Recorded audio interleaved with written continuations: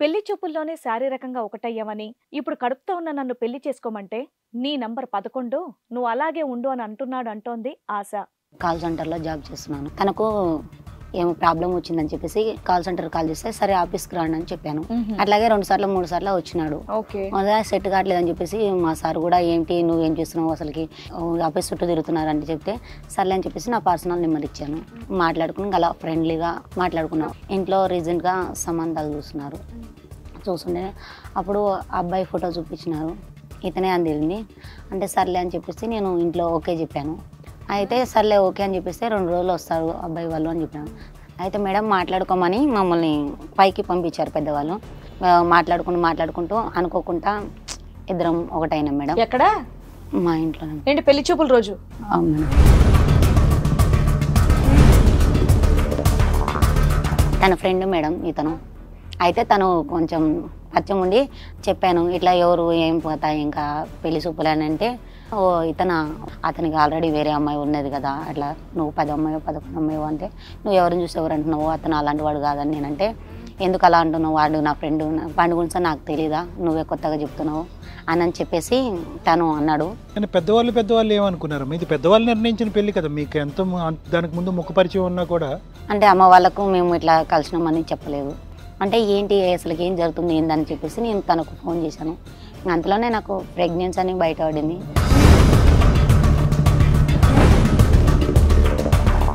అంత కొవ్వు పట్టు ఉన్నది మహాతల్లి.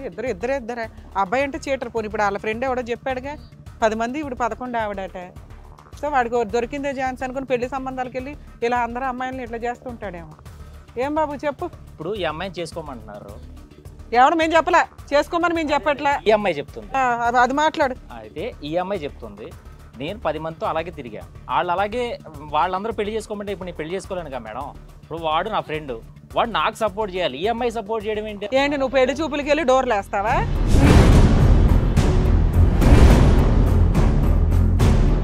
ప్రాబ్లం క్లియర్ చేసిన తర్వాత ఏమైందంటే, మంచిగా మాట్లాడుతుంది, కొంచెం అమాయకంగా ఉందని చెప్పేసి కొంచెం పరిచయం పెంచుకుందాం అని చెప్పి ఆ కాల్స్లోనే మాట్లాడడం, వాళ్ళ పక్క వీధిలోనే ఉండడం జరిగింది. ఆ అమ్మాయిని రెగ్యులర్గా అప్పుడప్పుడు చూస్తాం జరిగింది. ఆ అమ్మాయి కూడా చూసి రావడం జరుగుతుంది ఆ పరిచయం మీద. దాని తర్వాత పెళ్లి చూపులకు అనుకోకుండా మా వాళ్ళు పెళ్లి చూపులా, లేకపోతే కాటేద్దామని పెళ్లి చూపులా?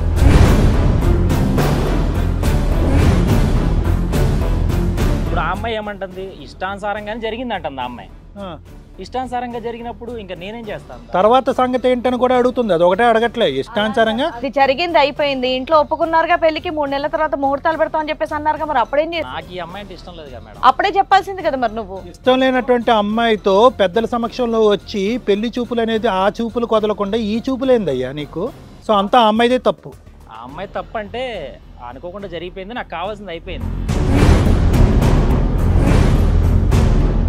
మరి అప్పుడే పెళ్లి సంబంధం ఇష్టం లేదని చెప్పి పెద్దలకు చెప్పేయాల్సింది కదా, అయ్యా అమ్మాయి ఏదో ఒక దారి చూసి. నాకు అమ్మాయితో పని లేదు కదా మేడం, జరిగినా జరగకపోయినా ఇంట్లో వాళ్ళు చూసుకుంటారు, అది నాకేం. దాని తర్వాత కంటిన్యూ ఫోన్ కాల్స్ ఇవన్నీ ఉన్నాయని చెప్పేసి అంటున్నారు ఇష్టం లేదన్నప్పుడు. అసలు పెళ్లి చేసుకునే ఉద్దేశం లేనప్పుడు పెళ్లి చూపులకి ఎందుకు వెళ్ళావు నువ్వు? అంటే మామూలుగా వెళ్ళాను, ఇంట్లో వాళ్ళు పెద్దవాళ్ళని బాధ పెట్ట ఎందుకు, ఫస్ట్ టైం పెళ్లి. ఏం కాదులే, లైసెన్స్ టు యూజ్ అంతే. అంటే అఫీషియల్ గా అమ్మాయిని వాడుకునేటటువంటి మార్గం పెళ్లి చూపులు నీ డిక్షనరీలో. అసలు నిజంగానే వీళ్ళ పేరెంట్స్ వచ్చారమ్మా పెళ్లి చూపులకి? ఎవరన్నా డ్రామా ఆర్టిస్టులు పట్టుకొచ్చాడా? ఏమో తెలియదు మేడం. వాళ్ళ అక్క అని చెప్పేసి, అమ్మ నాన్న అని చెప్పేసి, వాళ్ళ బావ. ఏం పని చేస్తారని చెప్పారు నీతో?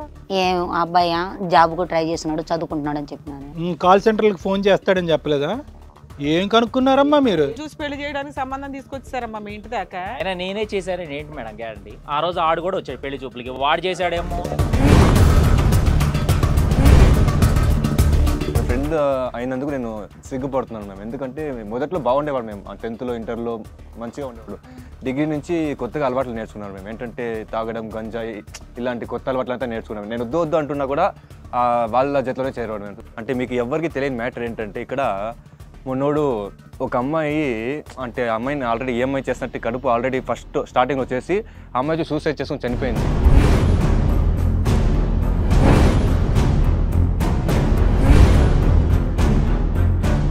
నమస్తే, ఇది కథ కాదు జీవితం కార్యక్రమానికి స్వాగతం.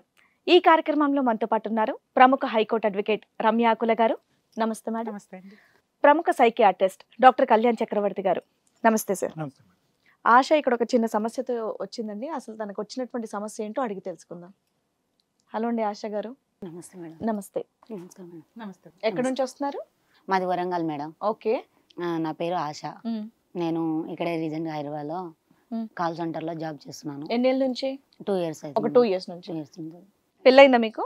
లేదు మేడం. పెళ్లి కాలేదు. సమస్య ఏం చెప్పండి. నేను కాల్ సెంటర్లో పనిచేస్తాను కదా, ఈ అబ్బాయి తనకు ఏమో ప్రాబ్లం వచ్చిందని చెప్పేసి ఇట్లా కాల్ చేసింటే, కాల్ సెంటర్ కాల్ చేస్తే సరే ఆఫీస్కి రాండి అని చెప్పాను. ఏంటంటే కాల్ సెంటర్కే కాల్ చేస్తున్నాడు అతను? అంటే కాల్ సెంటర్కు తన సిమ్ ప్రాబ్లం ఉందని చెప్పేసి ఇట్లా మేడం నాకు ఇట్లా సిమ్ పని చేయట్లేదు, ఇట్లా బ్యాలెన్స్ కాలేదు అని చెప్పేసి కాల్ చేసినాడు. అంటే సర్లే ఫస్ట్ సరే చేశాను, మేడం సెట్ కాలేదు అని అంటే సరే ఆఫీస్కి రండి అని చెప్పాను.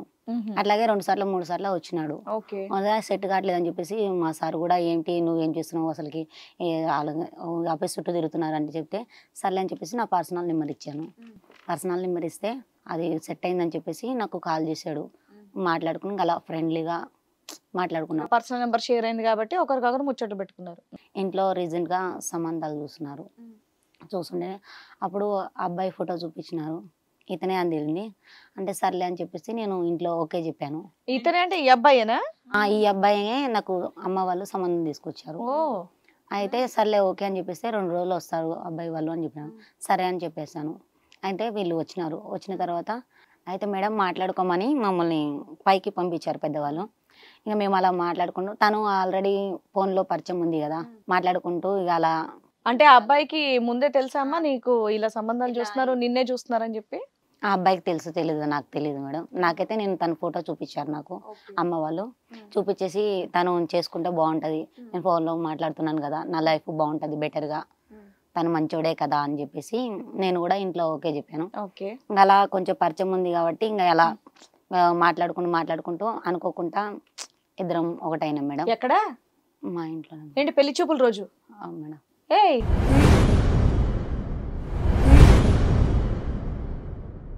ఏం చెప్తున్నావు? ఏం చూపులమ్మా అవి? ఏంటి కింద పేరెంట్స్ మాట్లాడుకుంటుంటేనా? అవును మేడం. అలా అలా జరిగిపోయిందండి. ఎంతసేపు మాట్లాడుకున్నారమ్మా మీరు? మినిమం ఒక 1 hour ఏంటండి.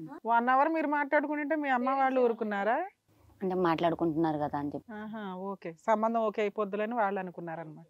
వీళ్ళేమొచ్చి కోఇన్సిడెంట్స్ ఎక్సైట్మెంట్ తట్టుకోలేక మీరు ప్రొసీడ్ అయిపోయారు.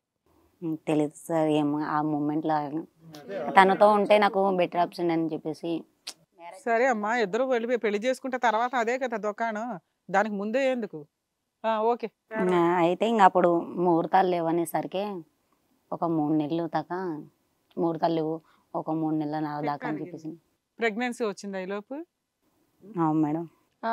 కానీ తను ఇంకా అట్లా కొన్ని రోజుల తర్వాత అది ముహూర్తాల దగ్గర పడే కొద్దీ తన గురించి తన ఫ్రెండ్ మేడం ఇతను.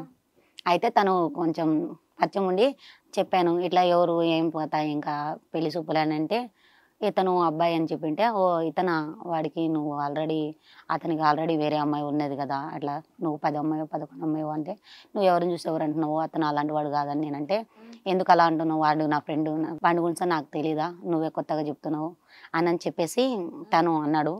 అంటే ఏంటి అసలుకి ఏం జరుగుతుంది ఏందని చెప్పేసి నేను తనకు ఫోన్ చేశాను. అంతలోనే నాకు ప్రెగ్నెన్సీ అని బయటపడింది. ఇంకా తినకు కాల్ చేసి నీతో మాట్లాడాలి అని చెప్పేసి, ఇలా నీ ఫ్రెండ్ కలిసినాడు నాకు ఇలా అని నేను చెప్పకుండా కల్చాలి చేయాలని చెప్పేసి, ఇట్లా మాట్లాడాలి నీతో అని చెప్పేసి తినని పిలిపించి నేను అడిగాను. అడిగితే పెళ్లి చేసుకున్నాం, మనం ఇప్పుడే పెళ్లి చేసుకున్నాం అంటే, లేదు నేను జాబ్ చేయాలి, నాకు నేను అక్కడికి అమెరికా వెళ్ళాలి, దుబాయ్ వెళ్ళాలి అలా అని ఇట్లా సాగు చేసుకుంటూ వచ్చాడు. నేను ఇట్లా సంగతి అట్లా తాగానంటే, ఇప్పుడు నన్ను పెళ్లి చేసుకొని తీసుకెళ్ళంటే, లేదు నేను లైఫ్లో సెట్ కావాలి, సెట్గా నేను పెళ్లి చేసుకోవడం ఎందుకు, ఆగు కొన్నాళ్ళు ఆగుదాము అట్లా ఇట్లా అని చెప్పేసి. హిట్ టీవీ యాప్, ఇందులో short news, live news, entertainment shows, movies, digital magazines తో పాటు మీ జిల్లా వార్తలను కూడా ఫ్రీగా చూడొచ్చు. ఇంకెందుకు ఆలస్యం, వెంటనే హిట్ టీవీ యాప్ ని డౌన్లోడ్ చేసుకుని ఫ్రీగా ఎంటర్టైన్మెంట్ పొందండి. Hit TV app. Hit TV app. Please download hit TV app. Hit TV app ని ఫ్రీగా డౌన్లోడ్ చేసుకుని ఎంజాయ్ చేయండి. మీకు నచ్చిన ఎంటర్టైన్మెంట్ కోసం హిట్ టీవీ యాప్ ని ఫ్రీగా డౌన్లోడ్ చేసుకుని ఎంజాయ్ చేయండి. హిట్ టీవీ యాప్ ని డౌన్లోడ్ చేసుకుని ఆస్వాదించండి, ఆశీర్వదించండి. ఇంతమంది సెలబ్రిటీలు హిట్ టీవీ యాప్ ని డౌన్లోడ్ చేసుకోండి అని చెప్తున్నారంటే ఎంత మంచి యాప్ ఆలోచించండి. అమెరికా అమెరికా అమెరికా అమెరికాలో చదవాలనుకునే వాళ్ళకి విశ్వసనీయమైన పేరు మన శౌర్య కన్సల్టెన్సీ. UK లో 1 year masters, UK లో 1 year masters, 2 years work permit up to 5 years visa. Contact Saurya Consultancy. Contact 89851 89851.